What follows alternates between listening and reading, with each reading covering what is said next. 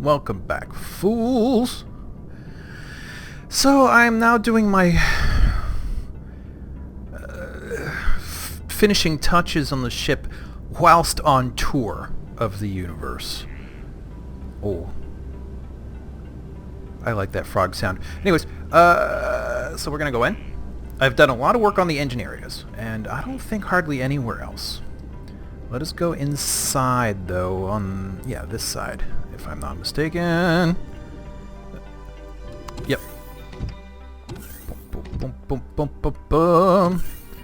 I don't think I displayed... Oh, that's a nice view. I like the fog. I like the fog. Let's see here. So well, there's some texture issues. I'll come back around to those. Open the door. We got the white room. We got the off-white room, the green room, the blindingly green room, the light blue room, the somewhat bluer room, and is that just not the same? Those don't look the same to me. The darker green room and the slightly lavender, well, dark lavender room. Is that mauve? I don't know. Maybe the mauve room, the blindingly orange room, the blindingly yellow room, and seemingly another blindingly yellow room. What's the difference? Oh, that's slightly orange. Okay. And yes, actually, a thing that will get covered up later. I found out this ship is actually long enough. Yes, this is where future work will be happening. There is a range limit on these snapping of the fingers, these gravity generators. They only work so far, and so I was, I was coming towards the front of the ship while doing some work in space, and then I just sort of lifted off and kept drifting, and that was concerning. So I actually have multiple generators now spaced throughout the ship so that most corners of the ship are not weightless. So that's kind of good in a interesting kind of way. Like, oh hey, look, the gear actually, there's a reason to have all this gear. That's one of the things I sometimes get a little irritated with this game over, is the sort of some of the features don't make a lot of sense, or it's like the ships you want to make don't make sense because the actual gear you need to put in them doesn't really fit. So, well, I added some doors, and the color didn't transfer. Maybe I put the doors in fresh. There's latches. Wrong. There we go. So, blast doors. Get some sort of oxygen access. What does that sound? Alright, so this is where most of the work, and this took me like a couple of days of working on. You can see here's a couple more items. Let's see, I'm trying to keep the space open to keep the weight of the ship down, even though I don't know what the heck else to do with the space.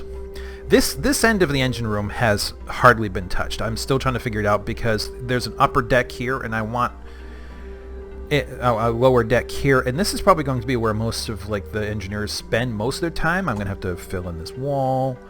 But no, most of the work I did over the last couple of days was this thing. This is mostly embellishment. It's very little of this is actually functional. That engine is functional.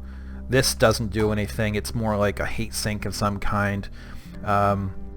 This tube has absolutely no purpose other than to fill space. Those tubes have no purpose other than to fill space. More heat sinks. We have an engine. I am actually surprised that just 2 of these is enough to power this whole ship. I think there's one small one that was somewhere that blew up because it was overpowered anytime the shield wanted to turn on, and the shield would just spontaneously turn on every now and then for no reason that I could discern. That was driving me nuts. So, fuel cells, I believe this one's Epsilon devices. Oh, it's not named. Oh, I did it on the other side. The things come over, but the names do not. So there's the engine, got a couple of consoles to sort of protect people from falling into the engine, another fuel cell delta.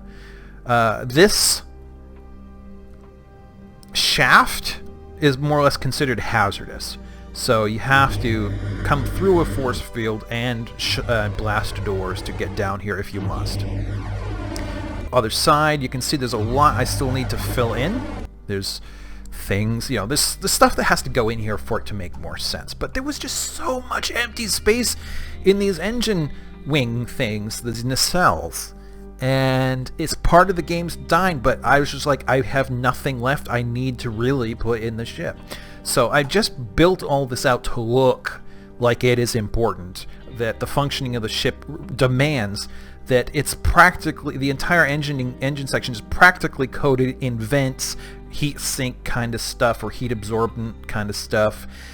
These pillars which distribute, it'll be hard to see, can't really see it, I'll go outside in the ship in a second, that distribute photonic light out these like armored windows, and all that.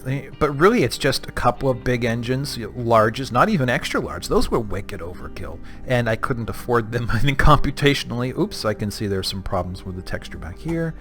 When you do textures on the mirror or the split plane, some of them carry over and some of them do not, and it's haven't really quite figured out how to tell when they are going to fail and when they are not going to fail. So this whole shaft, this whole room, all of these pillars, they're basically here to express that the thrusters on either side are more or less trivial. They're not the big deal. The big deal is that trying to slip this ship outside the universe, like skim across the surface of the universe, the edge drive, requires some pretty strong forces, perhaps radioactive, perhaps magnetic, perhaps even exotic things that must be funneled out of the ship that are encountered outside the universe that do not want, like this whole construct is designed to be a gigantic multi-purpose sort of heat sink kind of feature to keep the ship safe doing something that physics says you're not really supposed to be doing. So all of this, it feels like wasted space, but it's on purpose, and the length of it and the sort of angles of it should be fairly nice to look at, I think. But I still have this space here to fill out, and I still have all that space that could probably use consoles and workstations and stuff, and other gear. Let's see. I think it's more or less it. That's all the work. But let's take a look at it from the outside. Some texture work went into all this.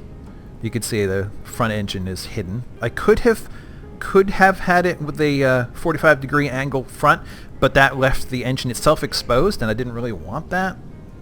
Got the weapons. These weapons are still comically small compared to their size in the original. One of the things that makes me think my ship is like 3 times bigger than it's supposed to be. But part of the ship design was to have these 3 long bars kind of on the outside and, following an original line even as the tapered ends of the wing nacelle thingies edges outward, as you can see here, like that way. So I put these lights. I need to change those. I thought I had. But they're more or less meant to funnel photonic excess out into space safely. So they are like a gigantic heatsink too. And then these things here presumably also are a heatsink feature. There's a texture problem. Heatsink feature, some texture. The rear engines. So far all of this is just about right. If you look here, we're coming up on 1.5 million, but we're doing good. And I don't really need many more gadgets in this thing. So it's pretty much covered. I might even be able to hit it right on the dot. But there it is. There's your update. The Intrepid-class cruiser. The exploration cruiser, not a scout, but something that is meant to go long distances, be able to defend itself, and, it's not a full-fledged industrial craft either, but it can do some on-site work as necessary. Oh, and below, I now have designed 2 classes of defense turret. They're each independent, And here's like Val Dry Forge Beta. It didn't quite work. Like the ship is still not quite settled on it, so it's a little ugly. It's based on one of the models that, or one of the base things that you can just have immediate access to when you start a fresh game. You can just build this yourself by spawning it. And I just extended it, and that's all it really needs for now. So next time I do an update, it'll probably be to have finished those engine areas that I was talking about. Oh, this moon, actually the planet is setting. That's another thing I want to complain about in a second. But yeah, the front is going to be the last part, other than maybe some outside textures. So anyways, complaining, the orbital mechanics in this game are wrong. Way, way, way wrong. Like, this planet is going down as if it's orbiting me, the moon. That's wrong. It's moving independently of the stars, and that is not entirely wrong. That does happen, especially if I'm on a moon that is going rapidly around this planet. Like, my perspective of the planet should be changing. In fact, this moon would probably very likely be tidally locked, which means this side would always face the moon, or the planet, and it would always be visible, but as we go around it, the sun would rise and set independent of the planet, but our angle of view of the planet would change very rapidly. So it'd be like the sun was going around the planet and us, and that would be interesting. But also, like that you can see, let me see here. Was that the right one? I think it was 4. Yep. You can see that guy in the distance. It's not a moon. That's another gas giant. And those should separate. Like, real orbital mechanics, they would be going around the sun, and sometimes they'd have conjunctions like this, and then other times they'd be at the opposite side. And, you know, it could be years and years and years between them figuring it out, or, you know, coming back around again, whatever. So, granted, orbital mechanics are probably hard, not so much to render, but if you wanted to have, like, a ship traveling between them, and the ship wasn't instantaneous travel like this thing is, then you'd have to do a hell of a lot of math. But I noticed this is the same in Dual Universe, which I might record after I'm done with Empyrion. Other games, they just, none of them. Even No Man's Sky. Crap, absolute crap when it comes to planet and sun. You know, like this, all the planets are completely static, and you just have a sun going around them as a group. And I'm like, oh my god, that's so wrong. That's so wrong. One of these days, maybe I should just make that. I don't know, get into Unreal or something and make a module that will do that for people, and then just hand it to them for free. Hey, No Man's Sky, do you want to use this? Hey, Dual Universe, do you want to use this? Hey, Empyrion, do you want to use this? Please. Oh well. Thanks for watching. Come again next time.